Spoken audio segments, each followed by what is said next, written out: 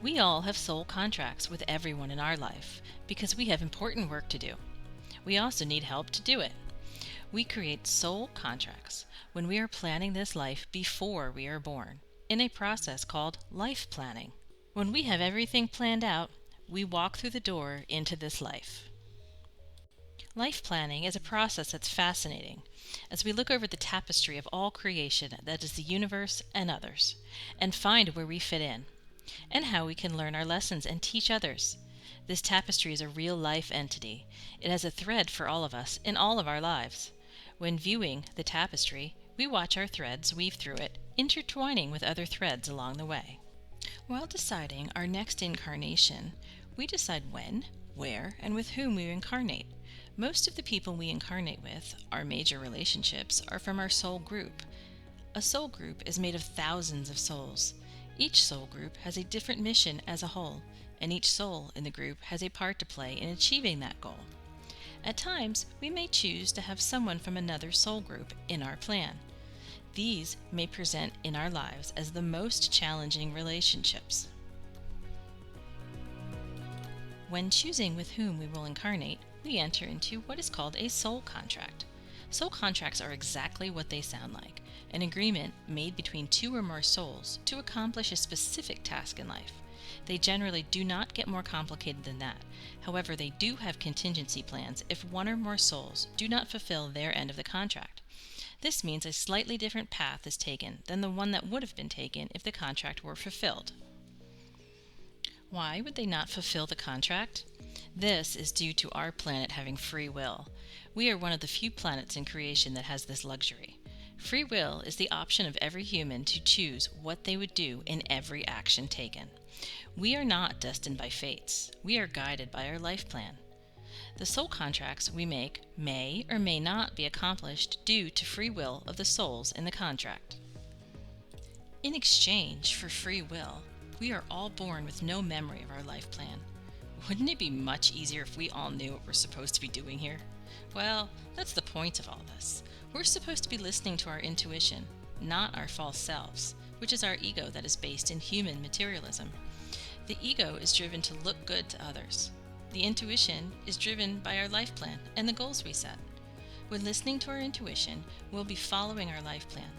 The more we follow our life plan, the sooner we will awaken and realize the enormity of creation and our place in it. Some soul contracts are major life relationships, like children and spouses. Others are what we'd think of as chance encounters, but we actually planned them as a contingency in our life plan if something would go amiss. For example, having work right now is difficult due to the current situation globally. Many people are feeling downtrodden. A person such as this may sit in their house sinking deeper into depression as the bills pile up. Seeing this happen on his or her life plan before they were born, the soul planned someone from their past to contact them, someone who they hadn't thought of or seen in years. That person thanks them for the positive difference they made in their life. This single act swings the depressed person towards positivity and allows them to remember that they are loved and to continue with their life plan.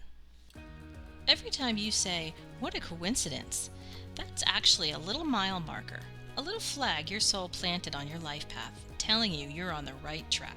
It is possible for us, as incarnated beings, to cancel soul contracts that are not serving us.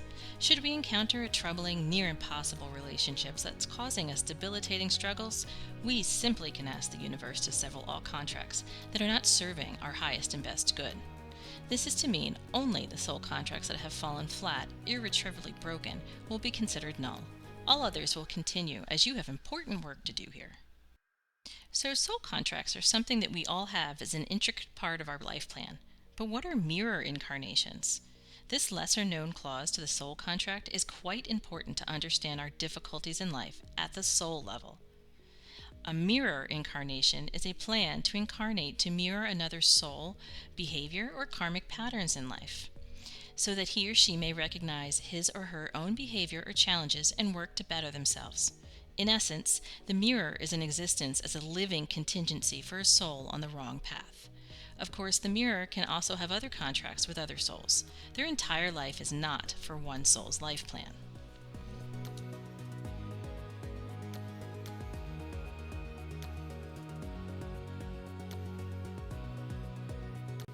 Should a soul who planned the mirrored soul in their life plan choose to not see the mirror soul for what they are, the mirror will try many times over the course of life in different ways to reach out to the soul in order to allow them a chance to better themselves, learn their lesson. There is an end point to this, though. Once the mirror has exhausted all avenues to fulfill the contract to get the original soul to change their behavior and live their highest and best life, the contract is deemed null and void.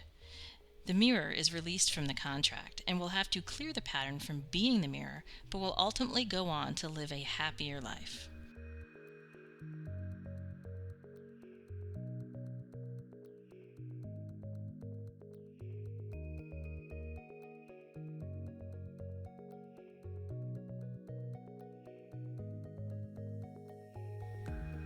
So to recap, everyone has soul contracts. The soul contract is written to help both souls in some way.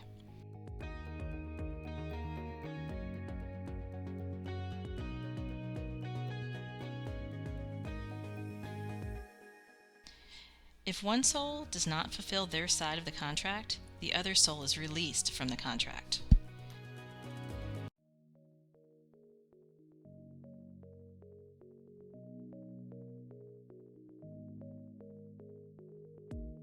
Mirror incarnations are a specific type of soul contract designed to allow one soul to see their behavior in another and make changes.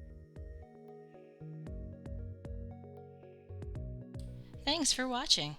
Please put your questions and comments below this video, and remember to subscribe to help our channel grow.